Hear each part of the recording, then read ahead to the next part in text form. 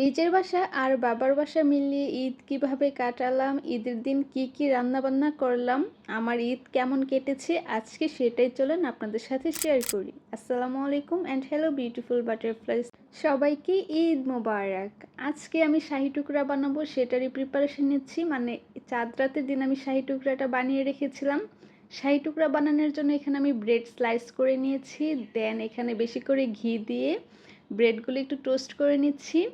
এখানে চাইলে তেল দিয়েও ভাজা যাবে, বাট ঘিয়ের স্মেলটা বেশি ভালো লাগে, ঘি দিয়ে খেতেও বেশি মজা। এই তো আমি ব্রেডগুলো টোস্ট করে নিয়েছি, দেন এখানে চিনি আর পানি দিয়ে এখন শিরার মতো করে নিচ্ছি।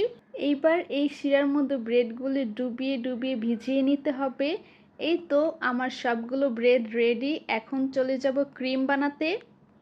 এখানে আমি মিল্ক দিয়ে একটা ক্রিম বানাচ্ছি। এই ক্রিম বানানোর ফুল ডিটেলস আমি একদমই মনে ছিল না নিতে, মানে কিভাবে যে ভুলে গেছি একটুও মনে নেই। দেন এখানে একটু বাদাম ভেজে নিচ্ছি। এখানে আমি নিয়েছি কাঠবাদাম, কাজু বাদাম, কিশমিশ, পেস্তা বাদাম দিলে আরও বেশি সুন্দর লাগতো দেখতে। তারপর আমি ব্রেডের উপরে এই ক্রিমটা ঢেলে দিচ্ছি। এই ক্রিমটা ঢালার পর দেখতে আরও বেশি সুন্দর লাগে, ডেকোরেশন করতে তো আরও বেশি সুন্দর লাগে। এই যে এখন আমি বাদামগুলো দিয়ে দিচ্ছি। এই বাদামগুলো দেওয়ার পর দেখতে আরও বেশি সুন্দর লাগছে, খেতেও কিন্তু খুবই মজা হয়েছিল আলহামদুলিল্লাহ। তারপর আমি রাতের বেলা একটু মাংস রান্না করে রাখছি, কারণ আমি যেহেতু সকালে এত কিছু রান্না করতে পারবো না। এই যে এটা হচ্ছে ঈদের দিন সকালের ভিডিও। সকালবেলা আমি চলে আসলাম সেমাই রান্না করতে। এই সেমাইটা আমার জামাই খেতে অনেক বেশি পছন্দ করে, সাথে আমার কাছেও এই সেমাইটা খুবই পছন্দের একটা সেমাই, আমার কাছে খুব ভালো লাগে। এখানে আমি দুধ গরম করে নিয়েছি চিনি দিয়ে, তারপর এই প্যানটার মধ্যে ঢেলে দিয়েছি। আমার কাছে ওই পাতিলটা বেশি বড় লাগছিল, সেই জন্য চেঞ্জ করে এটাতে দিয়ে দিয়েছি। আমার রান্নাবান্না মোটামুটি কমপ্লিট, মানে ডেজার্ট আইটেম। তারপর আমি আমার হাজব্যান্ডের জন্য রেডি করছিলাম যে ও এখন নামাজে যাবে, আগে খেয়ে দেখুক কেমন হয়েছে।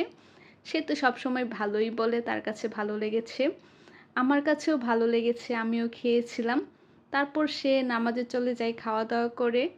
দেন আমি চলে আসলাম আবার কিচেনে। এখানে আমি সসেজ কেটে নিয়েছি, এখন চাউমিন বানাবো। এই চাউমিনটা আমি অনেক দিন পর বানাচ্ছি, তাই বাসায় তেমন কোনো ইনগ্রেডিয়েন্টস ছিল না, যা ছিল তাই দিয়ে বানাচ্ছি। এখানে যদি আরও বেশি ভেজিটেবলস প্লাস অনেকগুলো সস আছে, সেইগুলো যদি অ্যাড করা হতো তাহলে আরও বেশি মজা হতো খেতে। এখানে জাস্ট আমি সয়া সস আর হচ্ছে টমেটো সস ইউজ করেছি।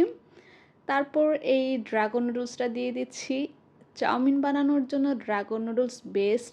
দেন এইদিকে আমি পোলাও রান্না করব, সব কিছু রেডি করে বসিয়ে দিয়েছি পোলাও রান্না করতে।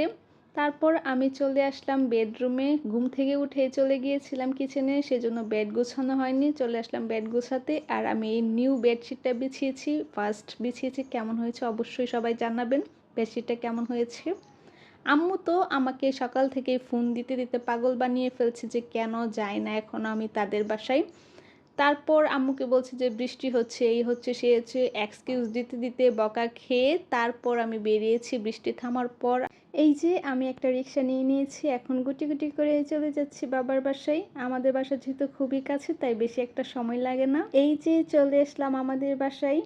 আমার আপুরা সবাই তাদের শ্বশুর বাড়িতে, কেউ নাই বাসায়, শুধু আমার আম্মু একাই আছে বাসায়।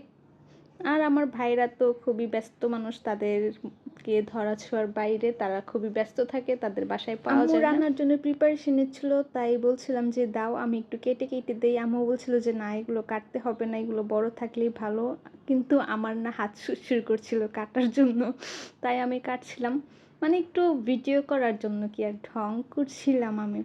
এই যে রান্না বসিয়ে দিয়েছে, এখন আমি বলছিলাম যে দাও আমি একটু নেড়ে চেড়ে দেই, কিন্তু আমি নাড়াতেই পারছিলাম না, এত মানে ওজন লাগছিল জিনিসটা। আর আমার মনে হয় চামচটা খুবই এটার জন্য ছোটো হয়ে গেছে, সেজন্য পারছিলাম না। এখানে কিন্তু আজকে আবার তাবাসসুম এসেছিল, পরে বলছিল যে চলো আপু একটু ছাদ থেকে ঘুরে আসি। আমি ভাবলাম যে চল, ছাদে এসে কিছু ছবি তুলে দিয়েছি ওদেরকে। আর আজকে কিন্তু আকাশে সূর্য আর চাঁদ একসাথে উঠেছে। এখান থেকে যাওয়ার পর আর কিছু ভিডিও ক্লিপ নিয়ে নাই, দেখা হবে পরবর্তী ঈদ ব্লগ নিয়ে। ভিডিওটা কেমন হয়েছে অবশ্যই সবাই কমেন্ট করে জানাবেন, আর কার ঈদ কেমন কেটেছে সেটাও সবাই কমেন্ট করে জানাবেন। আল্লাহ হাফেজ, থ্যাংকস ফর ওয়াচিং।